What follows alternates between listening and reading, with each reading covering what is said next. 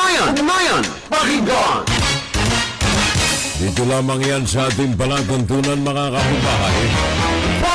Saturday Live!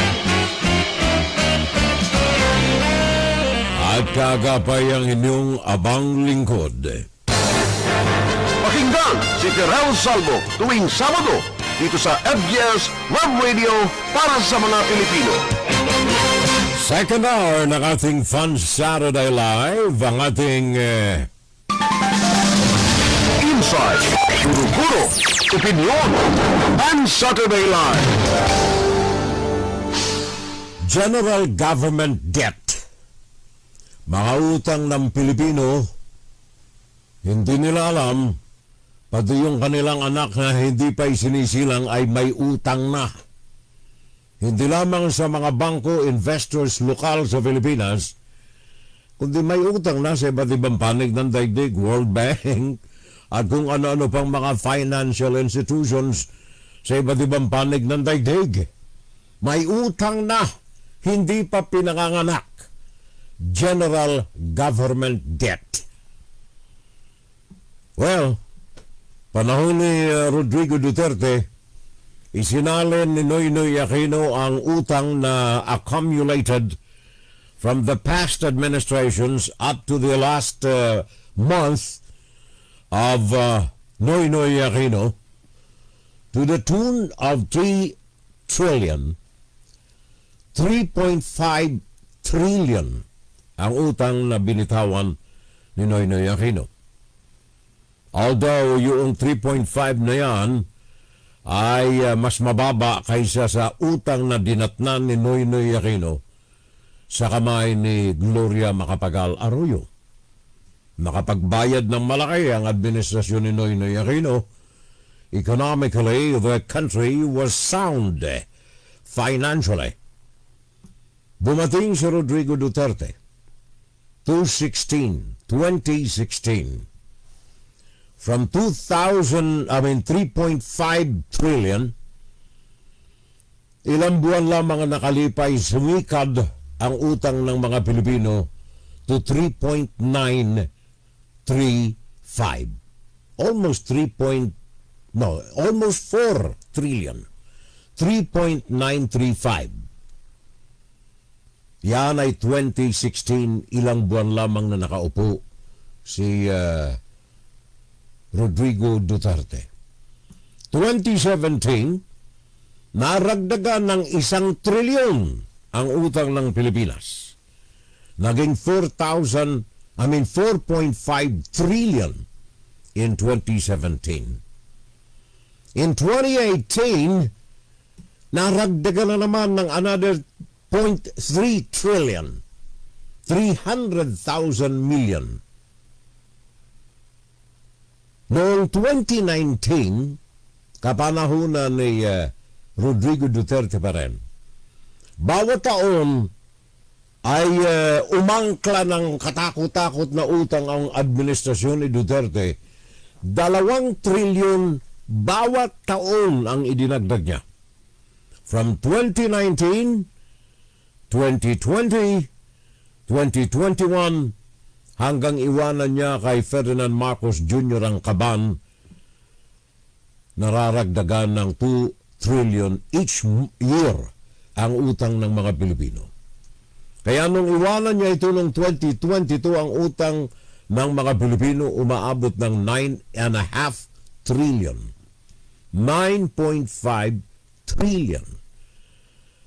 Nung iniwanan ni Rodrigo Duterte ang kaban ng bayan. Pumasok si Marcos. 2023, 1 year pagkatapos na siya ay maupo sa pwesto. Yung 9.3 ay naging 9.7. Naragdagan ng 300 million ang utang ni Bongbong Marcos, to the tune of 9.7 trillion 2023. 2024, pakinggan ninyong maigi. 2023 ay 9.7, I'm sorry. Mali. ang mga binabangkit ko pala yung mga domestic lamang ito. Erase, bura. Mali. balikan natin. Dito na muna tayo magsimula sa 2016. Ang binabasa ko palang mga 3.9 trillion domestic loan lamang ito eh. Narito ang domestic plus foreign loans. Simula natin sa 2016 nang isalin kay Ferdinand Marcos, kay Rodrigo Duterte ang kaban ng bayan before 5.9 trillion ang utang na isinalin ni Noynoy Aquino kay Rodrigo Duterte in 2015. 5.9 trillion. There you are. 2017, yan ay 2 years after na naupo si Rodrigo Duterte or 1.5 year after. Ang utang ng bansa total, domestic and international, ay 6.7 trillion. 2017, 6.7. From 2019 to 2022, ang utang ni Rodrigo Duterte ay pumapatong ng 2 trillion bawat taon. So in 2019, ang utang ng Pilipinas, 7.7 trillion combined local or domestic and international loan to 7.7 in 2019, 8.7 in 2020, 11.7 in 2021, 13.5 in 2022, and 14.2 in 2023.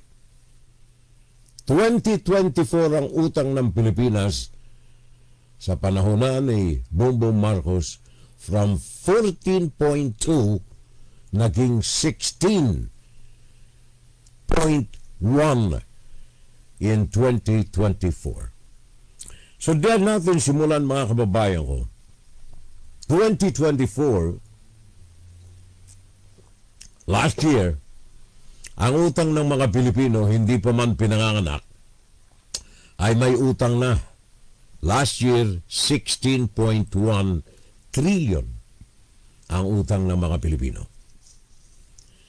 Siguro isipin natin, teka muna, bakit sandamakmak ang mga utang natin hindi naman tayo nangungutang Bakit sandamakmak ang utang natin hindi nga tayo mabuhay ng maayos Sabi ng mga Pilipino, mahigit sa 50% ng mga Pilipino, sabi nila, sa survey ng social weather, sabi nila hindi nga kami umaasenso gutom nga kami Ang nararamdaman namin ay kahirapan. Bakit kami magkakautang ng ganito? 16 trillion. Ito po ang dahilan riyan Number one, by the way, this year, ang projected nito ngayon taon, 2025, ang projected na magiging utang ng mga Pilipino sa taon na ito ay aabot ng 18 trillion. From 16 to 18 trillion bago magwakas itong taon na ito. In fact, sa kasalukuyan, ang utang na natin ay 17.3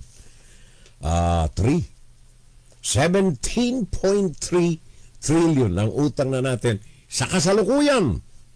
Noong 2024 ay 16.1 trillion. Ngayon ang utang na ng mga Pilipino ay 17.3.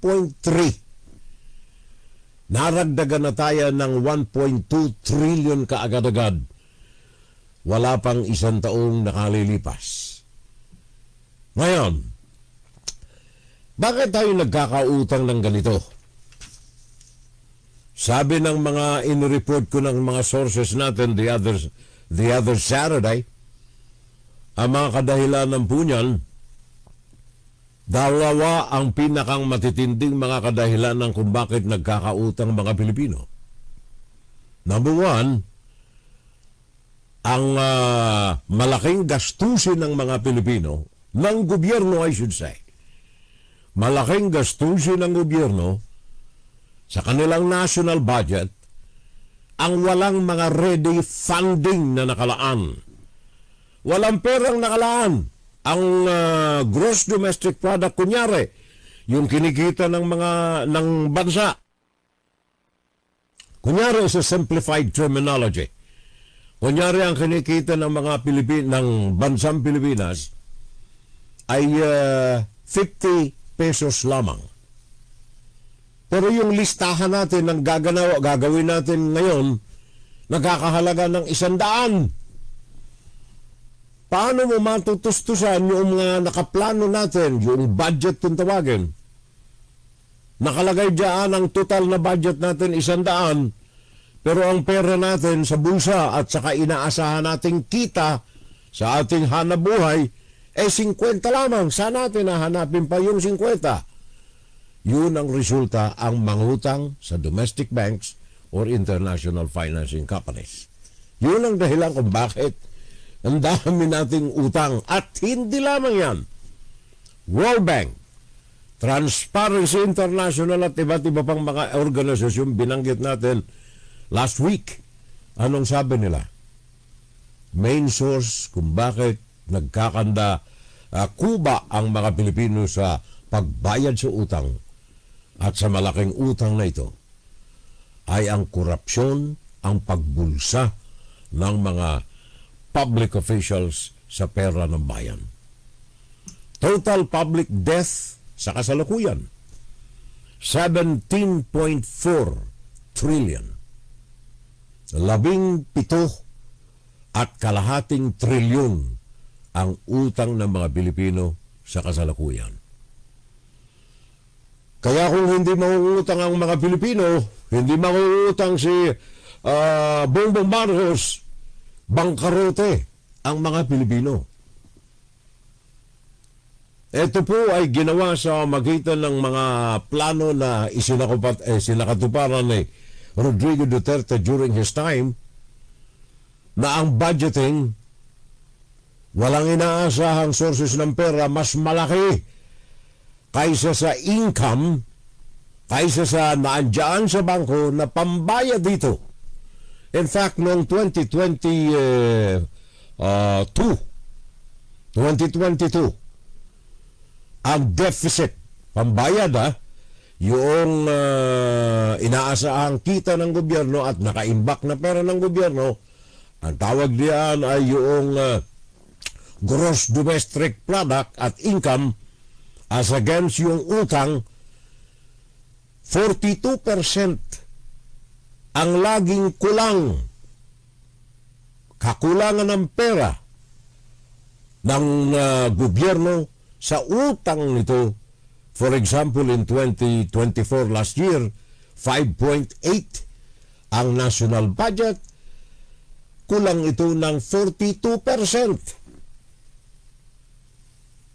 na perang nakahanda na paikutin ng gobyerno sa kasalukuyan ding taon na yan. At yung pangyayaring yan ay inulit during the past until today. Kaya meron tayong accumulated na utang 7.4 trillion sa kasalukuyan. Ang masaklap nito mga kababayan, sabi ko na nga sa mga reports natin the other Saturday sa ating Fun Saturday Live, 20% ng National Treasury pera na nakolekta sa magitan ng mga buwis ng mga Pilipino, 20% riyan ay nawawala. Saan napupunta? Sa mga bulsa ng mga politiko. Ni hindi tayo nauutal sa pagsabi rito sa mga diyan ay mga reports well known sa mga international financing corporations, sabagat inilalantad nila ang paying capacity ng bansang Pilipinas bago pinauutang ang Pilipinas.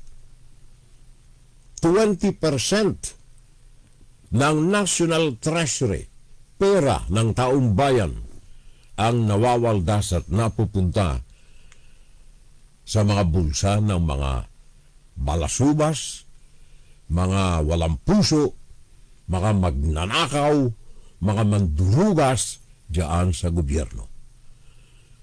Politics and bureaucracy. Ang mga ito ay kumakain ng 25-35%.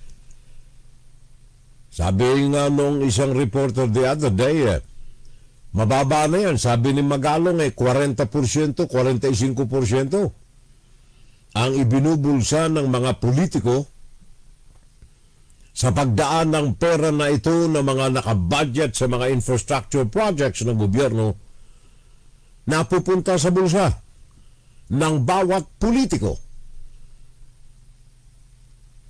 Dito sa national report ng mga international banking institutions, 20%. National treasury money goes to the pockets of unscrupulous and corrupt public officials. Sa madaling sabi, ito'y tala noong 2024. 2024, the corrupt officials pocketed 1.2 trillion from public works, political ayuda, among others.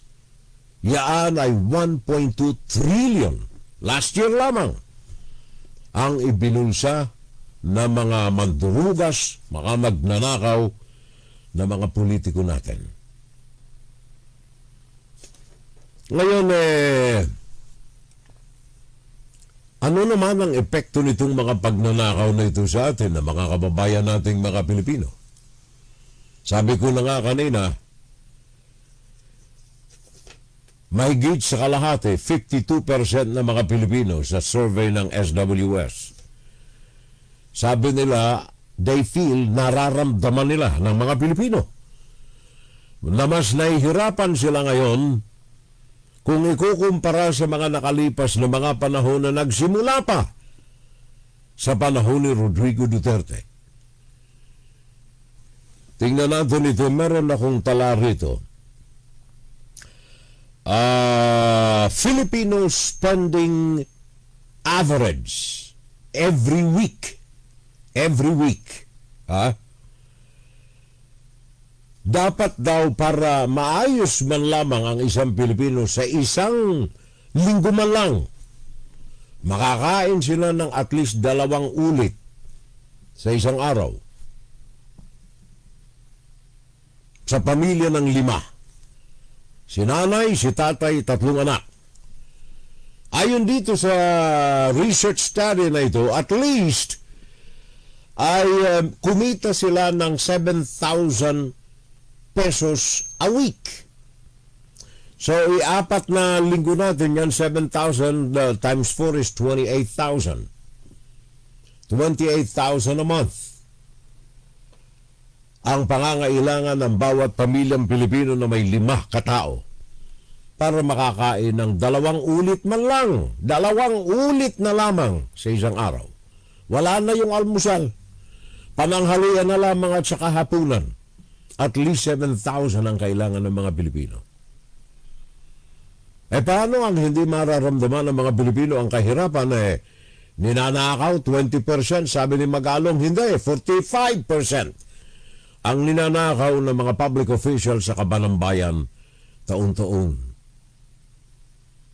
45%. Kaya sabi nitong World Bank, 1.2 trillion in 2024 alone ang nawala sa kaban ng bayan at ibinulsa ng mga tarantadot, mga balasubas na mga politiko sa gobyerno. Para mabuhay ng maayos ang isang Pilipino, at least kumikita ka ng 50,000 man lamang sa isang buwan.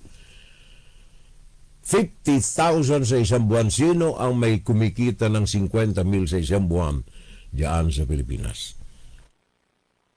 And the next question is, bakit hindi makamtan ng mga Pilipino ang ganitong uri ng pamumuhay? Samangat, yung mga proyektong kakailanganin sa pag-unlad ng mga Pilipino na magkaroon ng inspirasyon sa mga factories, magkaroon ng inspirasyon sa mga investors, na magbukas ng mga job opportunities dahilan sa lalago ang kanilang hanabuhay, wala eh. Yung mga pinadadala lamang sa akin ditong mga video ng mga kaibigan natin dyan sa Bicolandia, sa Naga. Nakapanlulumo. Mga kalsada sa Libmanan, Camarines Sur, for example. Ang Camarines Sur ay pinamumugaran ngayon ng political dynasty. Mga Villafuerte. Bakit yung mga kalsada riyan sa Libmanan hanggang ngayon lubak-lubak? Napabayaan, ilang dekada nang namamayagbag ang mga dynasties na ito riyan. Yan ay duplication ng lahat ng mga dynasties sa iba't ibang panig ng bansa. Sa bawat 10, 8 mga local public officials hawak ng dynasty. Kaya 76 million equivalent to 66% ng mga Filipino ang naghihikahos ngayon, mga kababayan ko. Ito ay hindi gawang isip, hindi katang isip natin. Ito yung mga tala, international documents ang kinukuha natin na ito. Food, water, medicine, schooling, electricity, gas, clothing, groceries, rent and repair, lahat na ng mga ito. Pangangailangang regular ng bawat Pilipino. Mga bagay na hindi matugunan sapagat walang pambayad ang mga Pilipino. Dito na lamang, for example, sa bigas. Bigas na lamang. Kung hindi tayo na budol, siguro si Leni Robredo ang presidente. At siguro may presyo man tayong 30 piso ang bawat kilo, hindi tayo aangal. Sabagat alam natin na katotohanan ang narinig natin sa kanya. Nabudol tayo nang tayo'y pinamayagpagan sa gitna ng entablado ng isang politiko. Pinakakuan tayo ng 20 piso ang kilo ng bigas.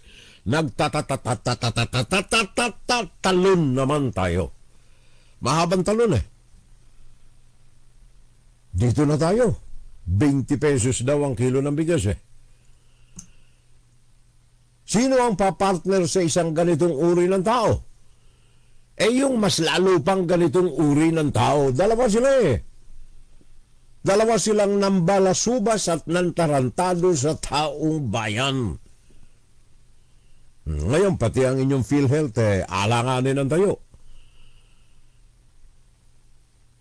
Kaya pati yung pera ng Land Bank, pati ang pera ng DBP, ng BSP, nagkakagaru-garutay na.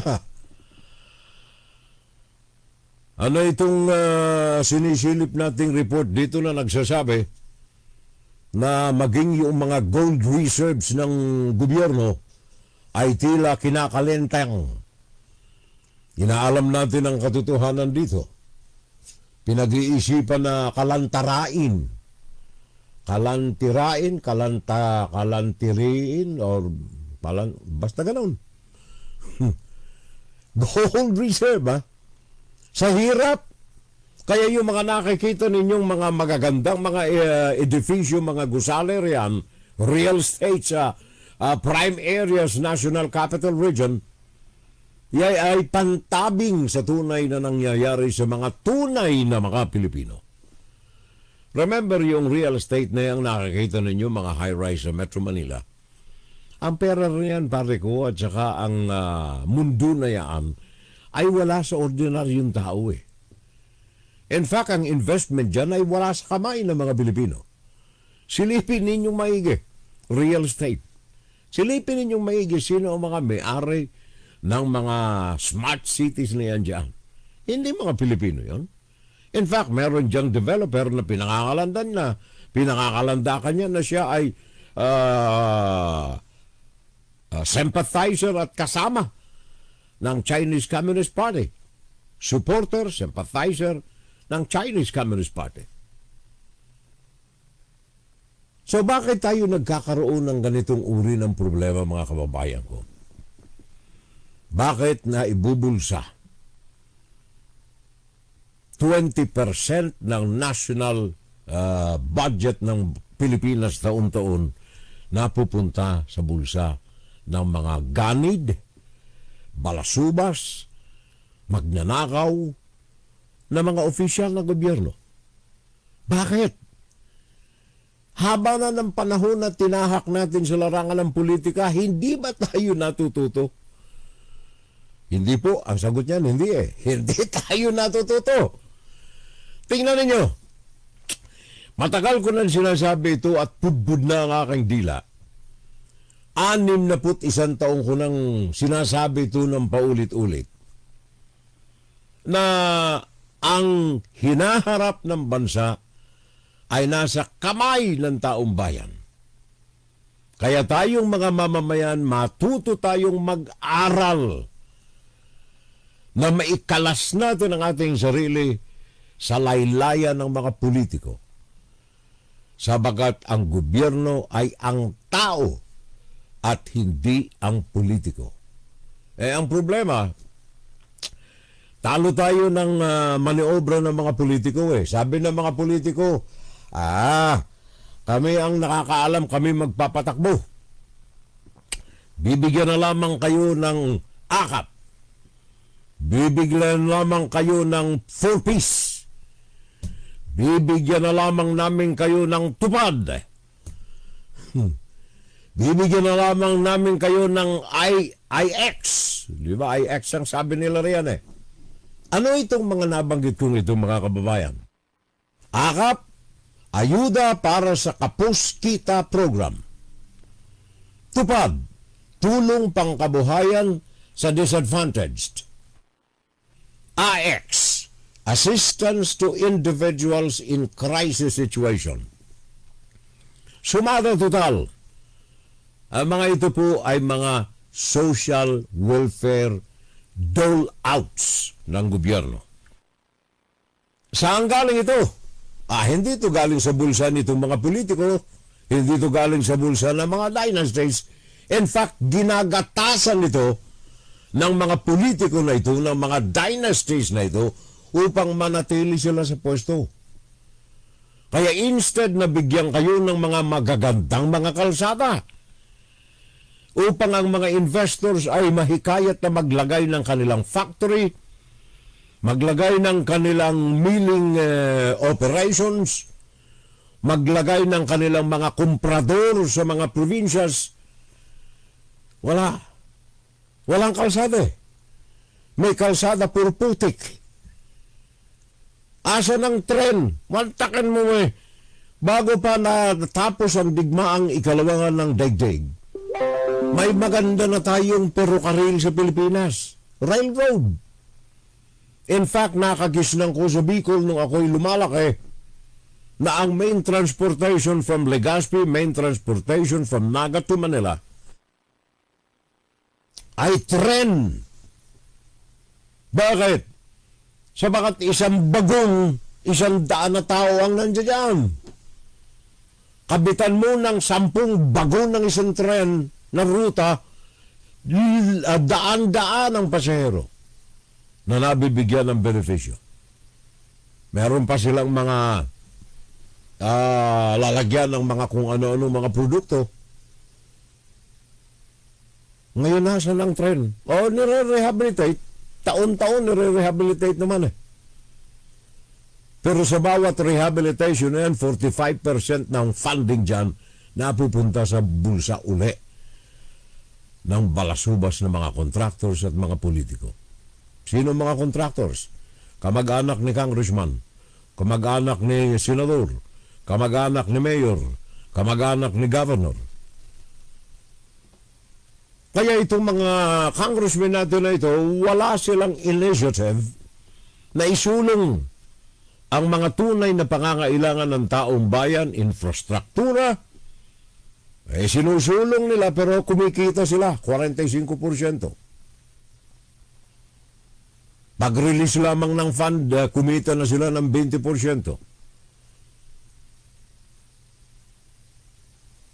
26 billion akap. Ayuda para sa Kapuskita program. 26 billion. Ilang bilyon kaya ang papasok sa bulsa ng mga politiko natin dito? At ilang bilyon ang makararating kay Juana de la Cruz? Tuwan-tuwa naman si Juana. May 5,000 ka na pinangako sa iyo. Pagdating sa iyo, bakit po 3,000 na lang? Ito, 5,000 po ang sabi sa akin 3,000 na lamang are. Hindi na kontento sa 20%. Yung 5,000 kinaltasan pa ng 40%.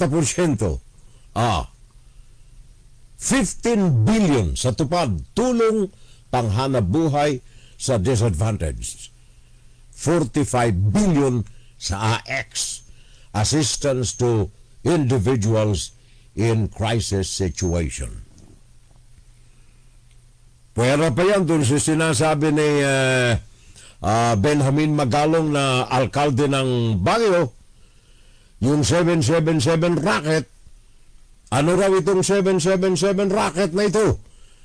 7 milyon ang bulsa ang pupunta sa bulsa nila na mga ganid na mga politiko. Buhat sa akap. 7 milyon buhat sa tupad. 7 milyon buhat sa AX. Pwera pa ito sa 20%. 777. So, kung titingnan natin maigi mga kababayan ko, I can go on and on and on and on and on and on and on and on. Siguro masakit na sa tengang pakinggan. Yan ang totoo. Yun ang masaklap. Kaya lamang hanggang ngayon, paulit-ulit. So ang tanong bakit tayo nagkakaganito? Ganito ng ganito, tayo naman, tayo rito sa FSL, alam natin yan Pero nakatali ang ating mga kamay, wala tayong magawa. Bakit? Sabagat tayo ay minoriya lamang. Minority tayo. Hindi tayo nakalalamang sa bilang. Makikita natin ito mga kapitbahay ngayong Mayo sa eleksyon. So ano ang koneksyon sa mga sinabi ko sa inyo kanina? Mga utang, mga kahirapan, mga pangdurukot, mga pandurugas, mga pagnanakaw ng mga politiko. Ano ang koneksyon nito sa eleksyon sa Mayo? Malaki. In fact, malaking malaki. Kaya lamang, ang tanong ko nga kanina, eto bang eleksyon ay makatutulong ito sa pagbabago ng buhay nating mga Pilipino? O ang eleksyon bang ito sa Mayo ay lalo pa na maglulublog sa atin sa putikan ng paghihirap? Wala ho akong sagot diyan. Ang aking sagot ay iisa-isa na lamang natin etong mga tao na nais manungkulan, quote and unquote, manungkulan sa inyo. Makikita naman natin, unahin ko itong grupo ni Duterte. Pro-Chinese Manchurians vying for a Senate seat. Eto, walang kaduda-duda ito mga kababayan ko. Although si Bato sabi niya, hindi ako maka-China. Napakasinungaling na kalbo na ito Hindi daw siya maka-China, sabi ni Kalbo. Ronald Bato de la Rosa. May narinig ka na ba na isang katagaman lamang galing sa bibig ni de la Rosa na bumabati ko sa China sa araw-araw na ginagawang harassment ito sa mga Pilipino? So isa-isahin natin itong mga tao na ito. Ito yung isinusulong ni Rodrigo Duterte. By the way, anong sabi ni Duterte? Pasabugin na lamang natin sila. Wala na tayo magawa, pasabugin natin. Di, panalo na tayo. Rodrigo Duterte. Naalala niyo yung Plaza Miranda? Plaza Miranda, elections of 1960 something. Plaza Miranda. Ano nangyari? Mga kandidato ng Liberal Party sinabugan ng bomba. Yun ang larawang pumasok sa aking isipan nang sinabi ni Rodrigo Duterte, patayin na lang natin yung mga senador. Pag pinatay natin yung mga lahat ng yun, di wala na sila. Panalo na tayo. Pasabugin na lang natin. In fact, yung salita na yan ay mismong international newspaper ang una kong nabasahan ito Al Jazeera. Unang naghantad ng mga kataga ni Rodrigo Duterte, pasabugin na lang natin itong mga kandidato sa senador na kalaban ng kanyang partido. Diyan mo makikita ang mindset ng isang tao. It's either na siraulo si Rodrigo Duterte o meron siyang embedded na criminal mind. Matakay mo ba? And then, sino itong mga tao na itong mga kasama niya? Isa-isahin natin. Ronald Bato de la Rosa, Manchurian candidate for the Chinese Communist Party, headed by its banner leader, Rodrigo Duterte. Bongo, isa rin ito. Walang loyalty yung dalawang ito sa mga Pilipino. Ano man ang sabihin nila sa publiko ay galing lamang sa mga labi at hindi galing sa puso. And then, Rodante Marcoleta. Narinig na ba ninyo kung papaano banatan ito ang mga tao na isinusulong ang paglaban ng demokrasya ng mga Pilipino sa karagatan ng West Philippine Sea? At narinig na ba ninyong bumanat ito sa China? Wala! Sabagat ito ay sunod-surunan na tao ni Rodrigo Duterte. Apollo Quiboloy, the same. Vic Rodriguez. Ito para itong water lily, balingbing Nagpapatianod kung saan siya kikita ng doon ito. Ngayon balik siya kay Rodrigo Duterte. And of course, eto na. Eto na, Philip Salvador. So kung titingnan ninyo maigi itong mga pangalan lamang na itong mga babayan ko na binanggit ko na isinusulong ng kampo ni Rodrigo Duterte, dito lamang sa mga pangalan na ito, makita na ninyo iisa lang ang kulay ng lahi ng mga ito. Manchurians, maka-China, ang kanilang mga adhikain. At ang isa ay hindi lamang maka-China, kundi pinakambobo pa. Hindi niya nga mahawakan ng maayos ang kanyang pamilya. At hindi pa man nahahalal, pinagbumumura na nito ang mga Pilipino Naayaw daw sa kanya. Philip Salvador. Anong klaseng moralidad meron ng mga Pilipino na tatangkilikin ang ganitong uri ng mga nagnanasong pumasok sa gobyerno? Mga tao na hindi lamang tahimik sa issue ng China, kundi ang mga ito'y pinakikita pa ang kanilang pagkiling sa China. Mga tao na nakita natin, maging noong panahon ng panunungkulan ni Rodrigo Duterte, na bumulusok sa alingasaw ng baho ang issue ng family, nakita ninyo kung sino ang mga tao na instead na isulong, maliwanagan ang issue, maihantad ang mga tarantado at mga swail na mga dayuhan sa bansa, wala. Nanahimik sila. Bongo, number one. Bakit? Konektado direkto ito sa mga issues ng family.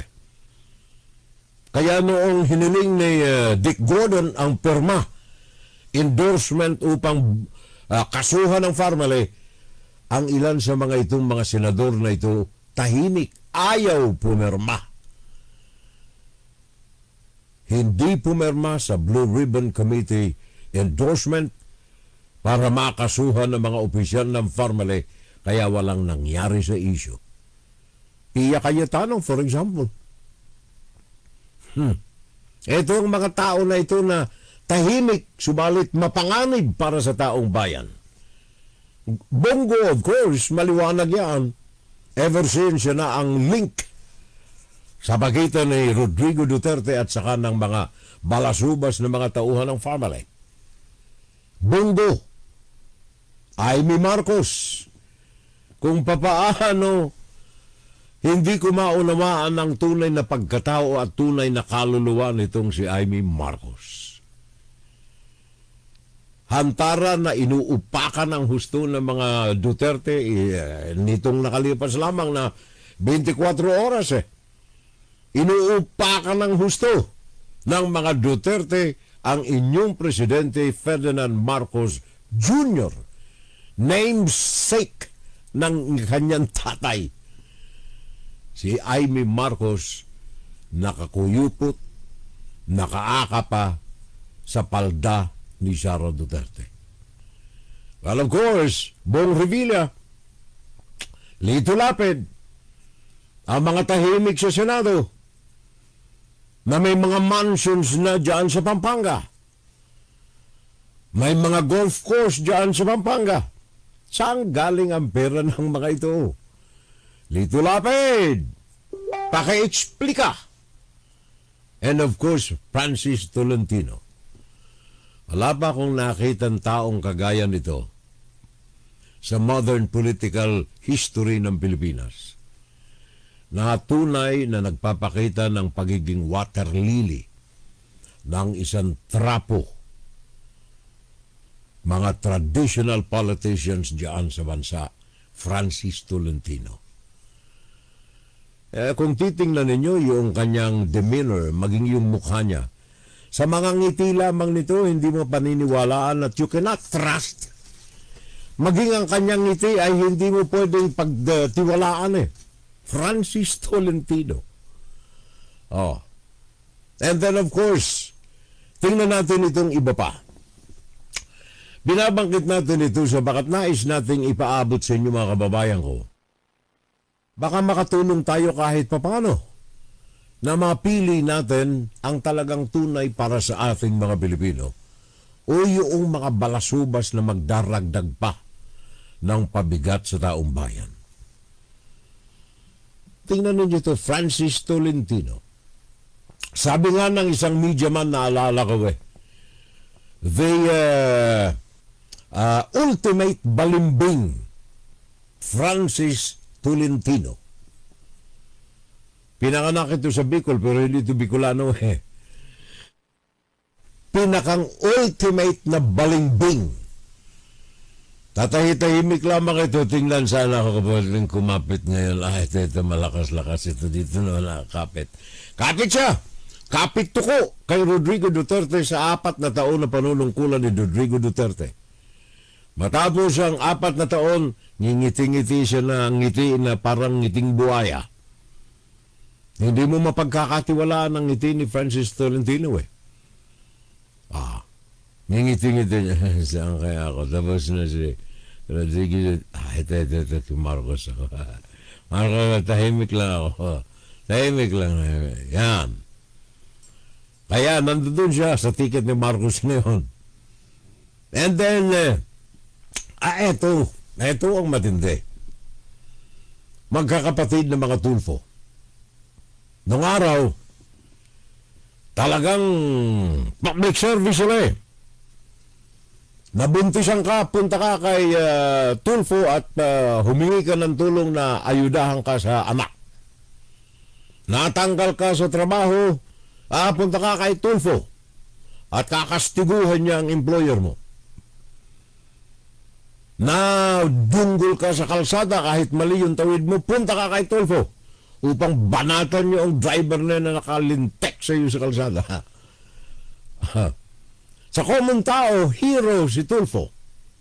Kahit sino sa mga Tulfo, pare-pareho yung programa nila. Ngayon nakita nila ba? Yung mga binabalita namin, mga Tulfo kunyari ako, yung binabalita namin, 20% sa national budget, pwede palang ibulsa Sabi nga ni Magalong, 45% pala, kay kita tayo Pero anong sabi noong kapatid? Sabi noong kapatid, anong pangalan ito? Ben Tulfo. Sabi ni Ben Tulfo, siya yung parang bulag Lagi siyang may salamin na may kulay Sabi niya, ako ay against sa political dynasty. Kung baga, against ako doon sa mga dynastiya. Tapos magaling itong uminglis let's get it straight against ako dyan tamaan kung sinong tatamaan pero ipasa yan sa batas. Ayan si Ben Tulfo. Against ako sa political dynasty. I'm against it. Political dynasty. Kumbaga against ako dun sa mga dynasties. So let's get it straight. Again, ako against sa dynasty.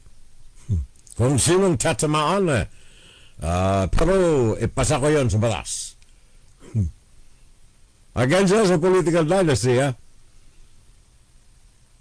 Pero tingnan ninyo, 4 sila gustong maging senador ng bansa. I am against political dynasty. Ben Tulfo, senatorial candidate, 2025 elections. Erwin Tulfo, kapatid ni Wanda Theo. Sino si Wanda Theo? Dating tourism secretary ni panahon ni Duterte. Ano ang prominent event sa buhay niya? Yung, ilan yun? 60 million, right? 60 million. Advertising budget. Ibinigay yung advertising ng tourism sa kanyang kapatid. Sina Erwin, si Ben, etc. Si Erwin, isa pa. Erwin Tulfo. Gusto rin maging senador. Ben Tulfo, gusto rin maging senador. Siya ang tumanggap ng 60 million kung ako hindi nagkakamali. Tourism budget na hindi na naisulit. Buhat sa kanyang kapatid. At hindi lamang yan. Hindi lamang ito pong mga tao na ito na binabanggit ko ang kailangang i-focus natin ang ating evaluation. Sabi ko na nga, this election, ano ang kahihinatnan nito? Will this election be of health or it will be the doom of the country? Tingnan ninyo itong mga pangalang mga nakikita ko rito. Camille Villar, another dynastic family. Nandiyan si Nanay. Mandakay mo, si Nanay, senador tapos na siya, hindi na pwedeng mag-re-election bilang senador. Siya ngayon ang bumalik pababa, congresswoman naman sa Laguna. Yung kanyang anak, si Camille, siya naman ang papalit sa kanya bilang senador. Yung kanyang anak na lalaki, senador pa rin hanggang ngayon. Another form ng dynasty sa bansa. Of course, mga Cayetano, the same. At titingnan ninyo ang composition nitong mga tao na ito. Tingnan natin ang kanilang kalidad. Mga Tulfo, for example, maaaring magaling sila sa mikropono, pero ano ang kakayahan nila na makidebate? Hindi lamang yung debateng kalsada, kundi debateng may laman. Debateng intelektual. Hindi porke nakatulong kang nabigyan mo ng makakain yung ilang pamilya, kaya na maupo sa loob ng Senado. Naalala ko na naman tuloy itong mama na ito Ano nga yun? Ulitin nga natin, pare Koy. First accept Ah, and move first, no? So that we can move on the motion to move to accept. Opo, tinatanggap ko po ang panukala. Opo. Motion. Na, Mag-decide ka na, sir. if you can make a motion that the body accepts the amendments on the nature of the substitute bill. Your Honor, you have to move first that the body accepts Banat. the substitute bill. I-move nyo lang po. Opo. Ay. Opo. I move. Inglesin ko na to. Kahit na nyo. Kung may nalas o mamalas-malasing muli ang mga Pilipino, kababayan ko, at ito ang aking pinangangambahan, I've said a few minutes ago, na tayo po na mga nandirito sa FSL, unfortunately, we are the minority. Kaya, masaklak mang tingnan, ang nakapagbibigay ng mandato ay yung mga kapatid nating mga mahihirap. Unfortunately. Nakakaawa lamang ng tingnan sa bakat kumakapit sila sa patalim na ipinapain sa kanila ng mga pusakal, mandarambong, magnanakaw ng mga politiko. Nabanggit natin yung mga akap na yan, mga kung ano-ano, na mga dole-outs. Kaya nasasadlak sa mga pwesto, kumikita ng kalahating milyon sa isang buwan kahit sila'y mga tahimik lamang. Nakita naman ninyo mga binanggit kong pangalan kanina. Ngayon mararagdagan pa yung Bong Revilla. Mararagdagan pa yung Lito Lapid. Pag minalas-malas ang mga Pilipino na andyan, babalik si Manny Pacquiao. Nais ko lamang liwanagin, we have nothing personal sa mga tao na ito. Ang binabanggit lamang natin ay para sa taong bayan. Pagkatapos mararagdagan pa ni Philip Salvador. Mararagdagan ka pa ni Revilla. May anong first name na Revilla may? Anong klase na ng Senado magkakaroon tayo? Magiging laughing stock tayo ng mga mamamayan sa daigdig. Ngayon lamang pinagtatawanan na tayo. Noong isang araw, nagyabang na naman itong si Robin Padilla. Ang haba na ng sinabi, wala pang sinabi. Napakahaba na ng diskurso na kanyang ginawa noong isang araw, wala naman siyang sinabi. Walang script Kaya ang haba na ng paligoy-ligoy na mga sinasabi niya, wala namang laman ang kanyang sinasabi. Ngayon mararagdagan tayo kapag tayo'y minalas-malas. Philip Salvador, paring Jundi Salamat, Willie Revillame. Patawarin tayo ng mga demonyo sa impyerno pag mangyari na naman ito. Bayang ko, maawa kayo please. Maraming mga kababayan natin ang umalis sa bansa sapagat hindi nila makayanan ng buhay na mahirap. Tingnan na lamang ninyo ang milyon na mga OFWs. Yung mga nasa kontratang lumabas ng bansa, ang iba'y napapatay, ang iba'y ginagahasa, ang iba'y nabibilanggo, ang iba'y binubugbog, etc. Pero nagtitiis. Sabagat nais nilang magpadala ng pera sa kanilang kamag-anak sa Pilipinas. Ang iba altogether, umalis na ng bansa, naghanap buhay na at naging citizen na, mamamayan na ng ibang bansa. Against their will. Ayaw nilang gawin. Pero puwersa ng sirkumstansya, kaya sila'y umalis. Bakit? Sabagat mali ang mga leader nating nandiyan sa gobyerno. Mali ang mga nagpapatakbo na ayaw natin at hindi na natin mababago pa sabagat sila'y mga linta at kalawang na nakaukit na sa pundasyon ng gobyerno ng Pilipinas. Sila ang mga tinatawag nating family dynasties. Dahilan sa sila'y nandiyan na, mga talaba na nakakapit na sa bawat pundasyon ng gobyerno. Ano man ang tinatadhana ng saligang batas sa political dynasty, hanggat hindi natin sila inaalis riyan, walang mangyayari sa kinabukasan ng bansa. At ang panganib na yan ay mananatili habang may mga tao tayo na patuloy na susulsulan, patuloy na nabubusalan ng pera galing mismo sa taong bayan, sa buwis na ibinabayad nito, at kinukurapto, ninanakaw, ibinubulsa ng mga gandid na itong mga politiko. Meron tayong solution riyan. The power of the people is the supreme power of the government. Sama-sama siguro tayo. May mga rally, mga naka-schedule riyan.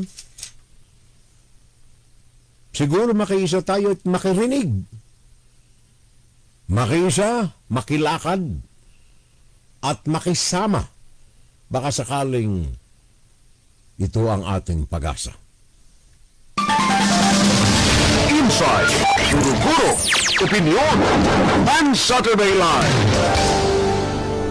Well, yan ang ating second hour ng ating Fun Saturday Live, mga kapitbahay.